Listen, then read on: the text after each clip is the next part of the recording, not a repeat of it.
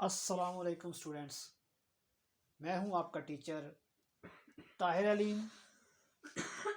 Start करते हैं अपना आज का टॉपिक। आज हम डिस्कस करेंगे molecular mass and formula mass.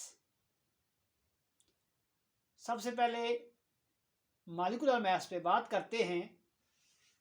So what is molecular mass?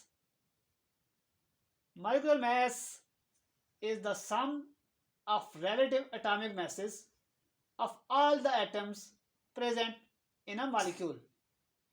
यानी एक मॉलिक्यूल में जितने भी एटम्स मौजूद होते हैं, अगर उन सब की रिलेटिव एटॉमिक मास का सम ले लिया जाए, यानी एक मॉलिक्यूल में मौजूद एटम्स की रिलेटिव एटॉमिक मासेस, यानी एक मॉलिक्यूल में मौजूद तमाम एटम्स की रिलेटिव एटॉमिक मासेस को आप प्लस कर लें, उनको जमा कर लें, तो आपके पास मॉलिक्यूलर मास आ जाती है। तो स्टूडेंट, मॉलिक्यूल क्या होता है? मॉलिक्यूल ग्रुप ऑफ एटम्स होता है, और किसी भी चीज़ का मॉलिक्यूल कितना ही छोटा क्यों ना हो, सब उसकी तमाम प्रॉपर्टीज को मेंटेन रखेगा। हम डिस्कस करते हैं मॉलिक्यूलर मास ऑफ इथेन को। इथेन, जिसका फार्मूला C2H6 है, इसमें कार्बन के 2 एटम और हाइड्रोजन के 6 एटम्स हैं। जैसा कि आप देख रहे हैं, कार्बन के नीचे 2 लिखा हुआ है। इसका मतलब इस कंपाउंड में कार्बन के 2 एटम्स हैं, जबकि हाइड्रोजन के नीचे 6 लिखा हुआ है।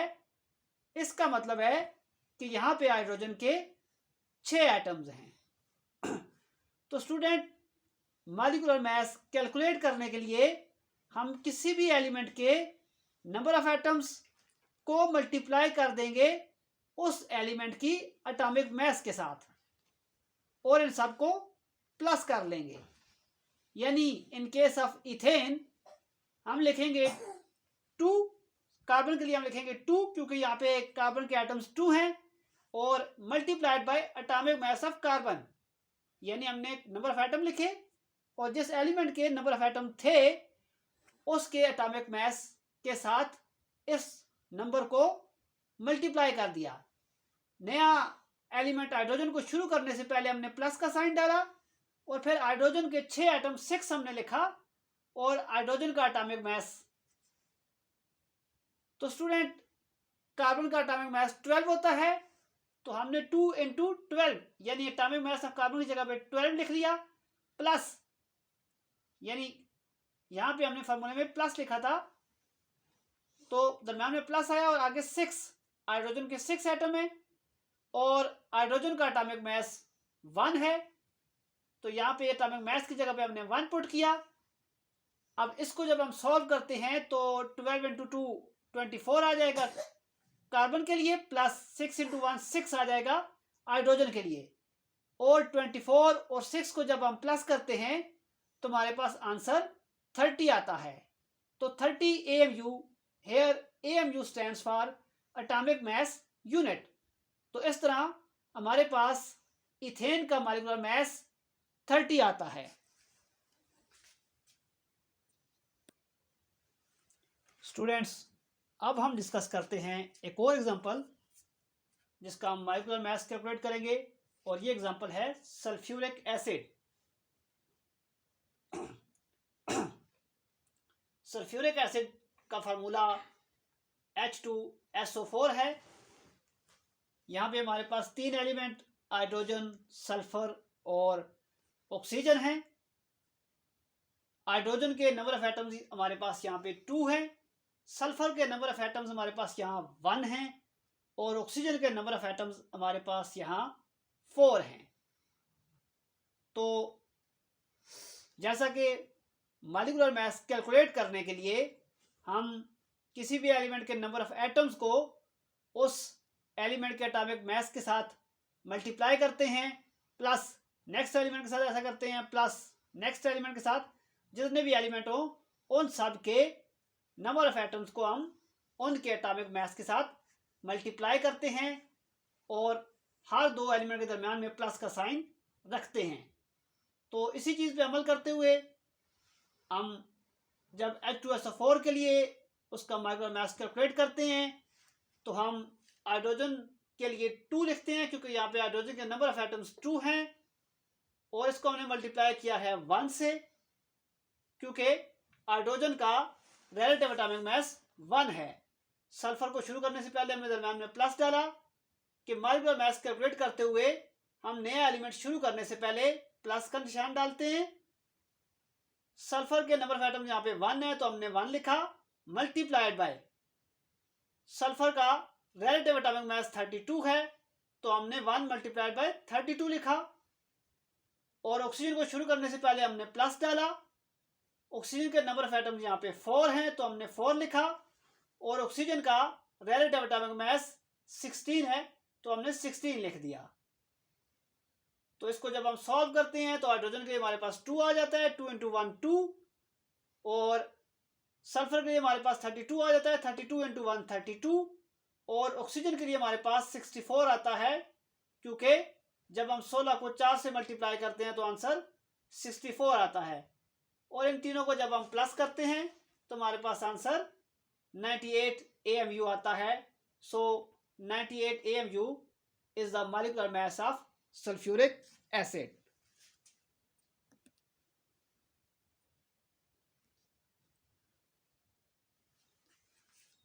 स्टूडेंट्स, अब हम डिस्कस करते हैं formula mass. Formula mass is the sum of relative atomic masses of all the ions present in formula unit of an ionic compound। Students, जैसा कि हम जानते हैं कि आयनिक कंपाउंड्स के लिए टर्म फार्मूला यूनिट इस्तेमाल होती है,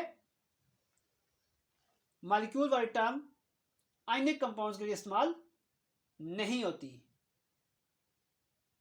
तो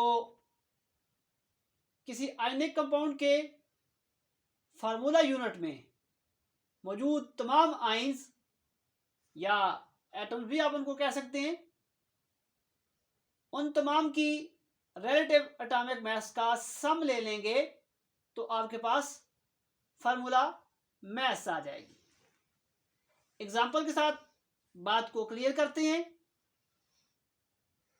तो formula mass for sodium chloride NaCl। Student, formula mass भी हम बिल्कुल उसी तरह से कैलकुलेट करते हैं जिस तरह से हम मॉलिक्यूलर मास कैलकुलेट करते हैं। बिल्कुल उसी तरीके से NaCl के लिए हमने सोडियम के लिए 1 लिखा, क्योंकि यहाँ पे सोडियम के एटम 1 हैं, और इसको मल्टीप्लाई किया 23 से, क्योंकि सोडियम का एटॉमिक मास 23 है।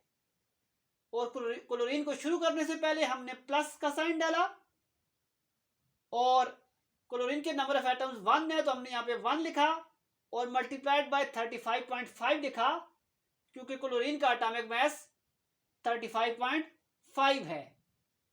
इसको जब हम सॉल्व करते हैं तो हमारे पास आंसर 58.5 आता है। तो 58.5 AMU is the formula mass for NaCl।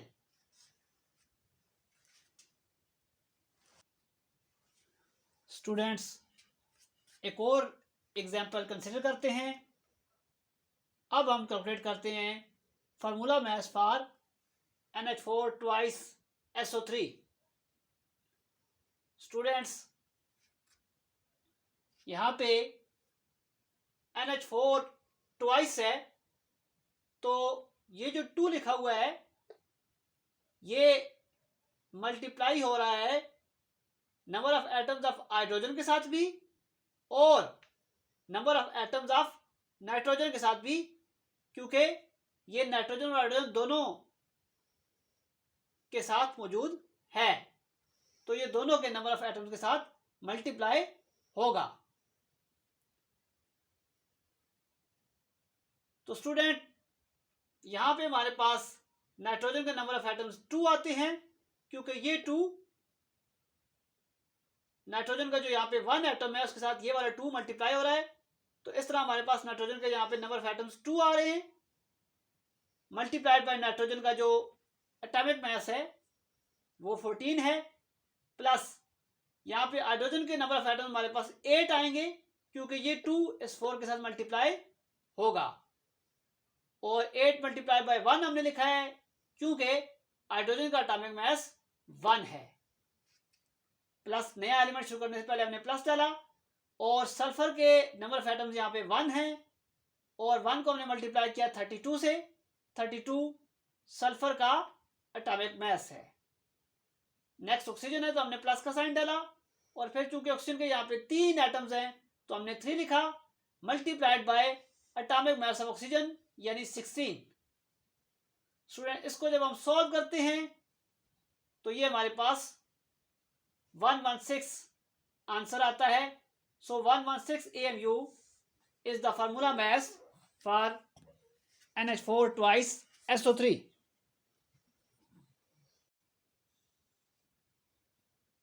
तो स्टूडेंट्स अब हम डिस्कस करते हैं formula mass for iron nitrate FeNO3 2 die.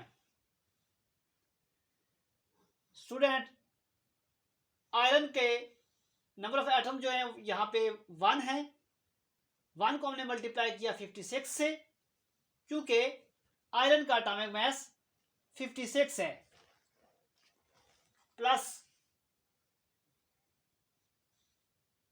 Nitrogen ये 2 जो है ये मल्टीप्लाई हो रहा है number of atoms of oxygen के साथ भी और number of atoms of nitrogen के साथ भी।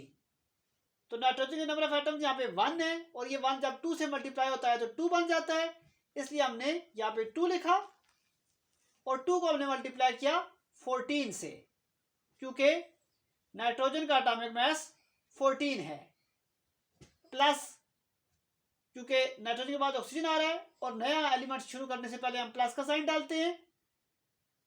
ऑक्सीजन का जो नंबर ऑफ एटम यहां पे आएंगे वो 6 होंगे, क्योंकि ये 2 इस 3 के साथ मल्टीप्लाई होगा, तो 6 मल्टीप्लाइड बाय 16, क्योंकि ऑक्सीजन का एटॉमिक मास 16 है।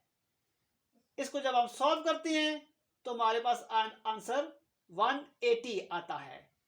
तो 180 atomic mass unit is the formula mass for iron nitrate।